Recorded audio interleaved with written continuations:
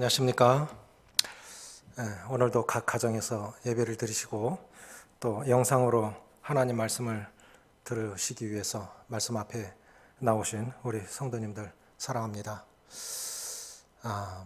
풍성할 때는 풍부할 때는 몰랐던 것들, 잃어버리고 난 후에 귀함을 알고 일상의 평범한 것들이 없어진 후에 그것이 얼마나 귀한 줄 아는 것과 같이 성도님들 만나 뵐 때마다 하시는 말씀이 내 인생 가운데 교회가 어떤 의미이냐, 얼마만큼 큰 자리를 차지하고 있느냐, 또 성도들이 얼마나 존귀한 분인지를 이번 코로나 사태를 지나면서 정말 새삼스럽게 깨닫는다고 하시는 이러한 말씀을 듣게 되면서 코로나가 우리에게 주는 교훈도 유익도 있는 것 같습니다. 베드로전서 신약성경 베드로전서 4장 7절부터 11절 읽겠습니다. 신약성경 382쪽 베드로전서 4장 7절부터 11절입니다. 만물의 마지막이 가까웠으니 그러므로 너희는 정신을 차리고 근신하여 기도하라. 무엇보다도 뜨겁게 서로 사랑할지니 사랑은 허다한 죄를 덮느니라.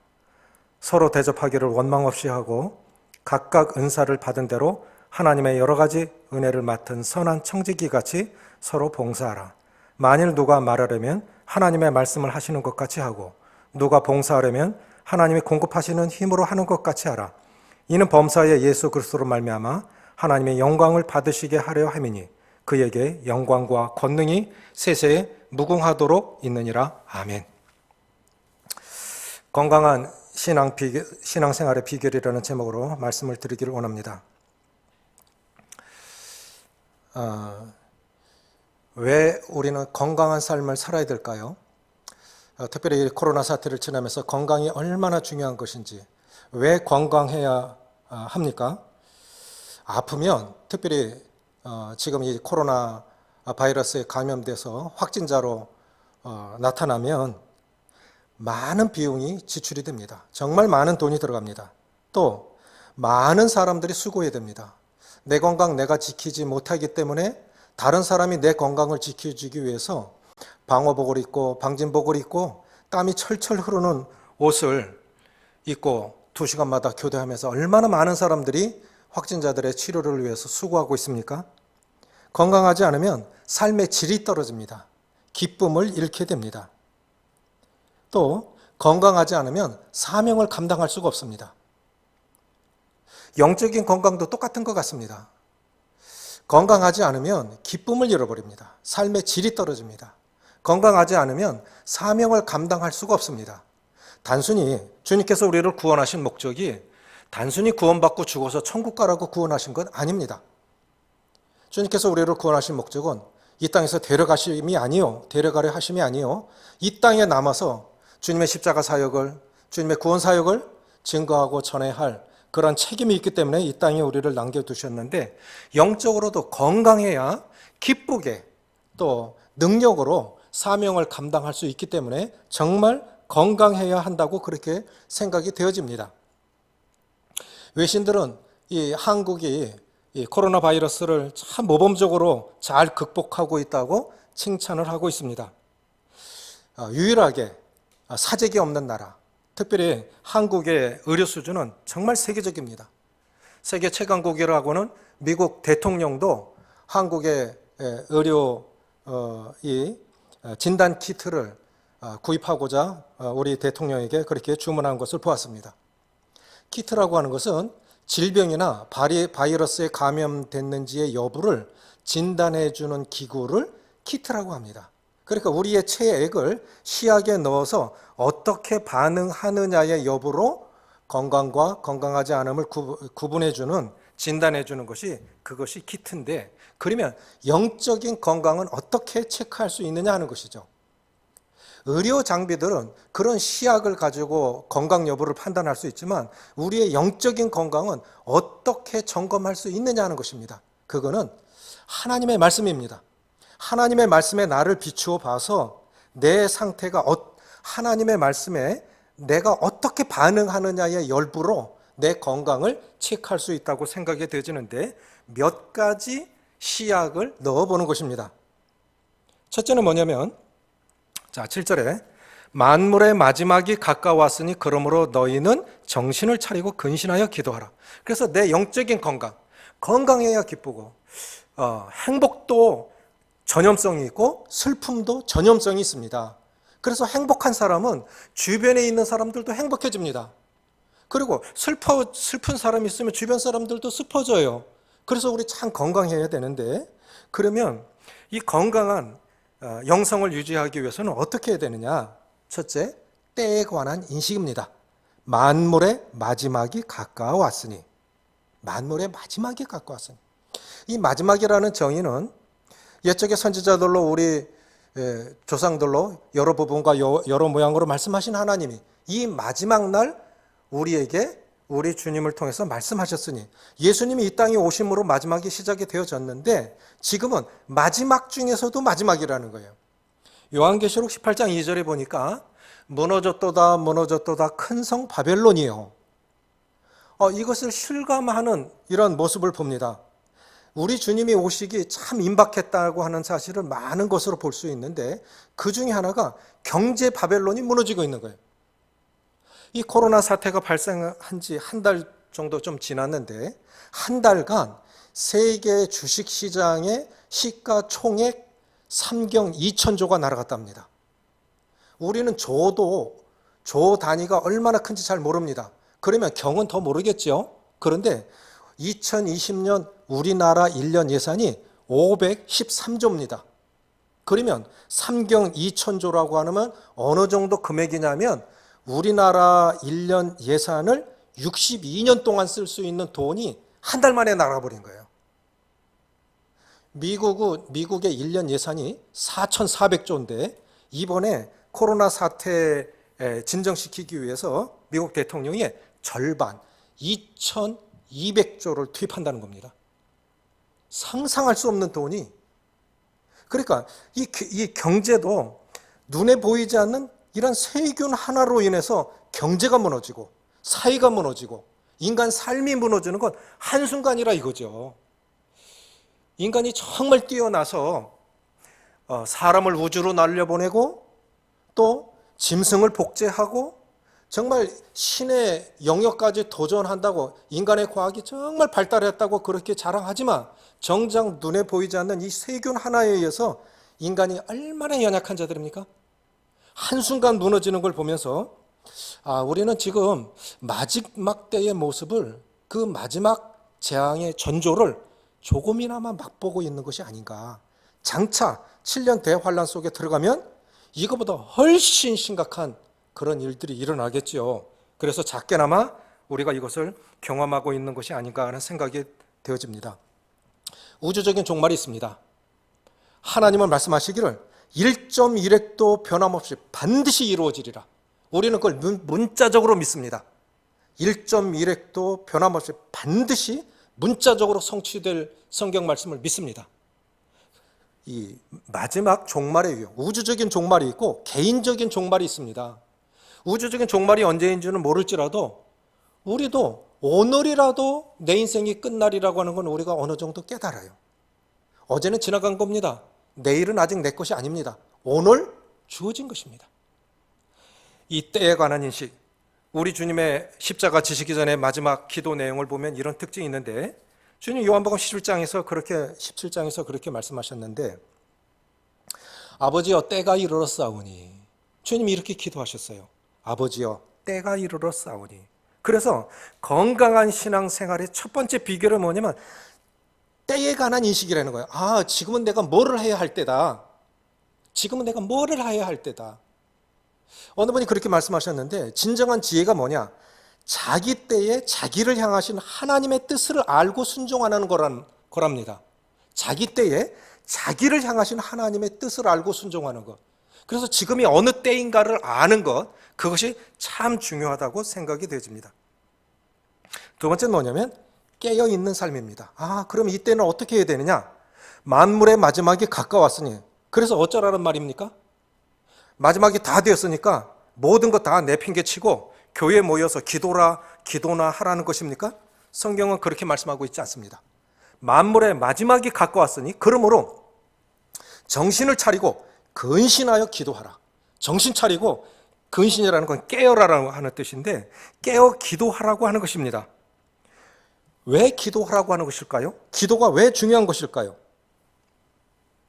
기도하지 않으면 무엇을 위해서 어떻게 살아야 할지에 대한 지혜가 없습니다. 기도하지 않으면 무엇을 위해서 어떻게 살아야 할지에 대한 지혜를 몰라요. 그러니까 헛된 삶을 살다가 후회할 수밖에 없는데, 참된 신앙생활의 원리의 첫 번째는 뭐냐면 인생의 참 주인을 발견하는 것입니다. 주여 누구시니까? 주여 누구시니까? 두 번째는 뭐냐면 주여 무엇을 하리까? 인생의 참 주인을 발견했다고 하면 그 다음은 뭐냐면 주님 무엇을 하리까? 무엇을 하리까? 그래서 이것이 사명입니다. 무엇을 위해서 어떻게 살아야 할지를 아는 것이, 그것이 사명입니다. 그래서 기도할 때 사명자로 살아갈 수 있다고 생각이 되집니다. 인생 참 짧습니다. 하나님의 사람 모세가 이렇게 시편 90편에서 이렇게 기도하셨는데요. 우리에게 우리의 날 계수함을 알려주사 지혜의 마음을 얻게 하소서. 그냥 우리 한 날 한 날 살아가는 거예요. 하루 살만이 그것이 하루가 아니라 우리가 1년을 계획합니다. 계획대로 되든가요? 우리에게 우리의 날 계수함을 알려주사 지혜의 마음을 얻게 하소서. 그래서 주님 오늘 어떻게 살아야 되지요? 주님 오늘 어떻게 살아야 되겠습니까? 오늘을 살아야 할 지혜를 구하는 것이, 그것이 참된 지혜라고 생각이 되집니다. 그래서 기도할 때 기도하지 않으면 무엇을 위하여 어떻게 살아야 할지를 잘 모른다고 생각이 되집니다. 두 번째는 뭐냐면 기도하지 않으면 환난 날에 불안에 휩싸여서 기쁨과 평강을 잃을 수가 있습니다. 주님도 기도하실 때 마지막 기도 속에서 요한복음 18장에서 그렇게 말씀하셨는데, 주님께서 주신 기쁨을 잃어보지 않도록 제자들을 위해서 기도하셨습니다. 정말 주님께서 우리에게 원하시는 것은 항상 기뻐하라, 쉬지 말고 기도하라, 범사에 감사하라, 이는 그리스도 예수 안에서 너희를 향하신 하나님의 뜻이니라. 하박국 선지자의 기도와 같이 비록 무화과 나무가 무성치 못하고 또 감나무에 소출이 없고 포도나무에 열매가 없고 밭에 식물이 없고 우리의 양이 없고 외양간에 소가 없을지라도 없을지라도 내가 원하는 것이 없어요. 기대하는 것을 만질 수가 없어요. 없고 없을지라도 나는 여호와로 인하여 즐거워하며 나의 구원의 하나님으로 인해서 기뻐하리로다. 기도할 때 아무것도 기도 응답 안 되어지고 원하는 대로 내 삶이 이루어지지 않을지라도 기도할 때 세상이 줄 수 없는 기쁨이 있습니다. 성도들 볼 때, 저는 성도들을 보면서 참 기쁨과 위로를 얻을 때 참 많아요. 그분의 삶은 실제로는 그렇지 않은데 그분을 보면 위로를 받고 그분을 보면서 기쁨을 얻고, 그게 어디서 오는 것일까요? 그분이 주님 앞에서 주시는 그런 기쁨이 있기 때문에 그 기쁨이 다른 사람에게도 전해집니다. 빌립보서 4장 6절 7절에 보면 아무것도 염려하지 말고 오직 모든 일에 기도와 간구로 너희 구할 것을 감사함으로 아뢰라. 그리하면 모든 지각에 뛰어난 하나님의 평강이 너희 마음과 생각을 지키시리라. 기도하지 않으면 우리는 문제에 휩싸여서 환난 날에 기쁨도 잃고 평강도 잃을 수 있습니다. 그건 주님의 뜻이 아닙니다. 뭐가 다른 것입니까? 안 믿는 사람들하고 무슨 그리스도인하고 차별이 무엇입니까? 웃을 수 없는 상황 속에서도 웃을 수 있는 것, 그건 위에서 주는 기쁨이니까 그렇겠죠. 세상이 줄 수 없는 기쁨이 우리에게 있습니다. 그래서 기도해야 됩니다. 세 번째는 뭐냐면 기도하지 않으면 능력 있는 삶을 살 수가 없습니다. 주님이 변화산상에서 내려오셨는데 9명의 제자들이 귀신 들린 아이를 귀신을 내쫓지 못해서 쩔쩔매고 있는데 주님이 귀신 내쫓으셨습니다. 그랬을 때 제자들이 주님 우리는 어찌하여 내보내지 못하였나이까? 주님이 기도와 금식 외에는 이런 유가 나갈 수 없느니라. 기도와 금식 외에는 이런 유가 나갈 수 없느니라. 사도행전 4장에 보면 사도들이 우리는 기도하는 일과 말씀 전하는 사역에 전무하리라. 기도는 일입니다. 기도는 하다 보면 기도는 정말 힘들어요. 진이 빠지죠.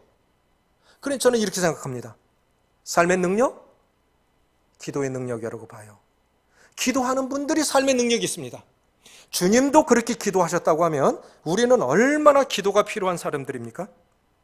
그래서 능력의 사람은 기도의 사람이라고 생각이 되집니다. 지혜로운 분들 뵈면 참 존경스럽죠? 그분들 기도하기 때문에 그런 지혜로운 지혜가 그분들에게 있다고 믿습니다. 네 번째 뭐냐면 기도하지 않으면 거룩한 삶을 살 수가 없습니다. 기도하면 어떻게 말해야 되지? 기도하게 돼요. 어떻게 행해야 되죠? 어떻게 선택하고 어떻게 결정하게 되죠? 주님께 묻습니다. 그래서 기도는 우리에게 정말 필요한 것이고, 그래서 건강한 삶의 비결, 첫째는 때에 관한 인식. 지금이 어떤 때인가? 지금은 마지막 때가 되면 주님 말씀하셨죠. 기름을 준비한 5명의 지혜로운 여인, 또 기름을 준비하지 못한 여인들. 그런데 신랑이 올 때 다 졸며 잘세. 지금 조금 경건하다 하는 분들도 졸고 있고, 경건하지 않은 사람들은 더더욱 졸고 있고, 그래서 이 시대는 정말 서로가 서로를 깨워주어야 할 때인 것 같아요. 일어나, 정신 차려. 지금 그럴 때 아니잖아. 서로가 서로를 일깨워줘야 할 때가 지금입니다. 때에 관한 인식. 건강한 삶의 비결. 첫 번째, 때에 관한 인식. 두 번째, 정신을 차리고 깨어 기도하는 것. 세 번째는 뭐냐면 서로 사랑하고 서로 용서하는 삶입니다. 8절에 보면 무엇보다도 뜨겁게 서로 사랑할지니 사랑은 허다한 죄를 덮느니라. 사랑이 왜 중요한 것일까요? 주님은 사랑을 누누이 강조하셨는데 특별히 마지막 시대를 살아가는 성도들에게 사랑을 강조하신 이유가 무엇일까요? 성경은 말씀하시기를 디모데후서 3장 1절부터 3절에 마지막 때가 되면 사랑이 점점 메말라 간다고 했습니다. 너는 이것을 알라. 말세에 고통하는 때가 이르러 사람들이 자기를 사랑하며 돈을 사랑하며 교만하며 비방하며 부모를 거역하며 감사하지 아니하며 거룩하지 아니하며 무정하며 원통함을 풀지 아니하며. 우리 참 다 부족한 사람들이죠. 우리도 실수가 있고 남도 실수가 있는데 이렇게 원통함을 풀지 않는 것, 이 마지막 시대에 정말 강조하셔요. 사랑이 점점 메말라 가기 때문에 서로 사랑하라고. 그래서 사랑이 뭐냐? 허물을 용서하는 것입니다. 이 용서에 관한 첫 성경은 창세기에 보면 노아가 방주에서 나온 후에 포도 농사를 짓고 취해서 벌거벗고 누웠는데 가나안의 아비 함이 가서 아버지가 벌거벗고 누웠다고 형제들에게 가서 비난합니다. 그런데 셈과 야벳이 아버지의 벌거벗은 모습을 보지 않으려고 옷을 가지고 뒷걸음질 들어가서 그것을 덮고 나옵니다. 그래서 노아가 그 자녀들을 이렇게 예언적으로 축복합니다. 여호와 하나님은 셈의 하나님이 되실 것이요. 그래서 셈 족속, 이스라엘 족속, 셈 족속, 하나님의 족속이 됩니다. 야벳을 축복하시는. 여러 번 번영했죠. 아프리카는 정말 저주받은 땅처럼 그렇게 됐어요. 진정한 사랑이 뭐냐? 허물을 덮어주는 것입니다. 이것이 왜 중요한 것이냐?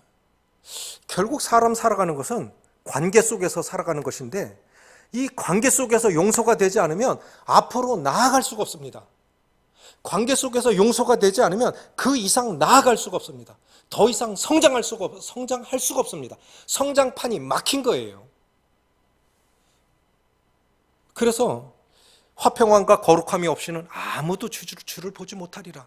이것이 그래서 중요한 겁니다. 의지적으로라도. 그래서 사랑은 감정이 아니라 의지의 문제인 것 같아요. 그런데 중요한 것은 내가 받은 사랑을 생각하면 용서하지 못할 사람이 없는 것 같습니다. 사랑을 강조하신 이유는 첫째로 마지막 시대를 살아갈수록 사랑이 점점 메말라가기 때문에. 두 번째, 사랑은 사람이 살아가는 근본 이유이기 때문에 그렇습니다. 주님께서도 제자들에게 서로 사랑하라. 너희가 서로 사랑하면 이로써 모든 사람들이 너희가 내 제자인 줄 알리라. 서로 사랑하는 모습. 교회 다니는 사람들은 참 서로 뜨겁게 사랑하더라. 그런데 서로 미워하고 이렇게 해보세요. 그것이 무슨 하나님의 영광이 되겠습니까?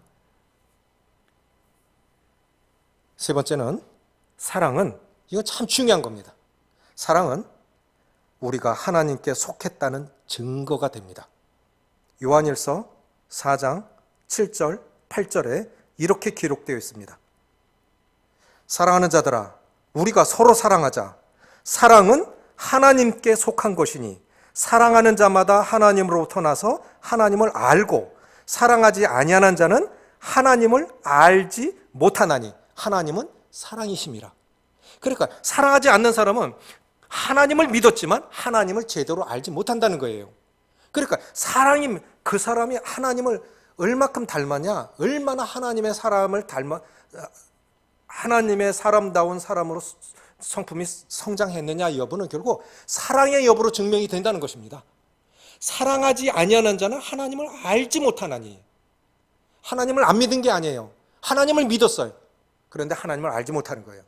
그 속에 여전히 누군가를 미워하고 관계 속에서 이것이 용서가 안 된다고 하면 하나님께 속한 모습을 보여주는 것은 아니라고 그렇게 생각이 되어집니다. 흉어물 없는 사람이 어디 있겠습니까? 우리는 다 모자라는 사람들이 아닙니까? 결국 우리는 다 실수하는 사람들이고 하나님의 은혜가 없으면 한순간도 살 수 없는 사람들이 우리들입니다. 저는 이렇게 믿습니다. 사랑은 사람을 변화시키는 능력이 있습니다. 사람을 변화시키는 능력이 있습니다. 사랑받으면 변해요. 고린도전서 13장 11절에 말씀하신 것처럼 내가 어렸을 때는 고린도서 13장 사랑장 아닙니까? 근데 거기서 왜 이걸 말씀하고 계십니까? 사랑도 어린 사랑이 있고 미숙한 사랑이 있고 성숙한 사랑이 있습니다. 그런데 어린 아이들, 미숙한 사랑은 내가 어렸을 때는 말하는 것이 어린아이 같고 깨닫는 것이 어린아이 같고 또 이 생각하는 것이 어린아이와 같다가 장성한 사람이 되어서는 어린아이의 일을 버렸노라. 그래서 성숙한 사람의 사랑을 받으면 사람들이 변하는 거예요. 이게 뭐가 있어요? 주님의 제자들을 변화시킨 건 무엇일까요?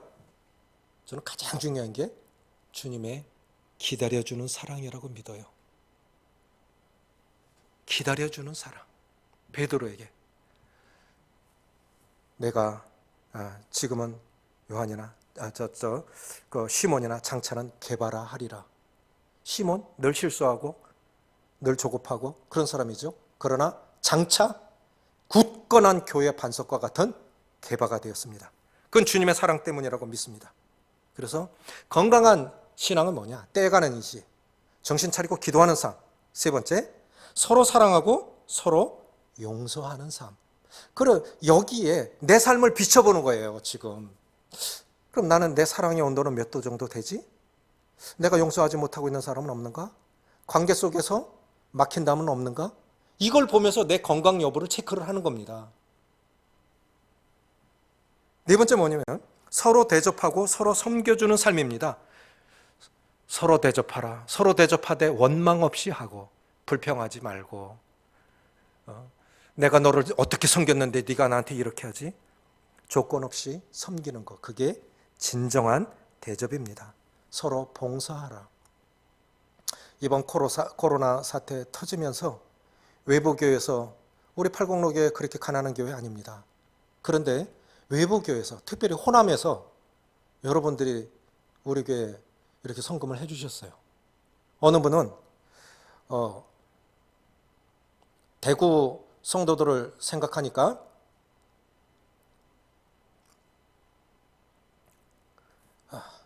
잠이 안 온다. 어쩌면 우리보다도 우리를 더 사랑하는 것 같아요. 만나본 적이 없어요. 그런데 어느 호남의 지역교회에서 안 믿는 사람들도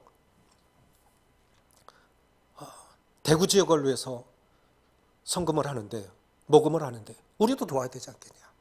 그래서 익명으로 보낸 분도 계시고 또 다른 교회에서도 보낸 분도 있고 우리 교회 안에서도 이렇게 어려운 분들 도우라고 이렇게 물질을 기쁨으로 이렇게 헌금한 분들도 계세요. 제가 쭉 나눠드리고 있는데, 그래서 공통적으로 보니까 그것이 꼭 물질로만 섬기는 것이 섬김은 아니죠. 따뜻한 말 한마디, 식사 대접 한번 하는 거, 전화하는 거, 문자 하나, 이게 다 사랑의 결과 아니겠습니까? 그런데 그렇게 섬기는 분들, 대접하는 분들 특징이 있어요. 특징이. 그게 뭐냐니까 어렵게 살아본 분들이 어려운 성도들을 생각하더라고요. 그게 아주 공통적인 특징이에요. 어렵게 살아봤던 분들이 어려운 성도들을, 내가 이런데 저 성도 얼마나 어렵겠나. 어려워봤던 분들이 어려운 분들을 생각하더라. 저는 그것이 사랑이 아닌가 그렇게 생각이 되어집니다. 아브라함이 천사들을 섬겼는데 후에 보니까 하나님의 사람이었어요. 하나님의 천사였습니다. 주님 마지막 심판날에 우리에게 이렇게 물을 것입니다. 내가 가난했을 때 네가 입혀줬지? 내가 배고팠을 때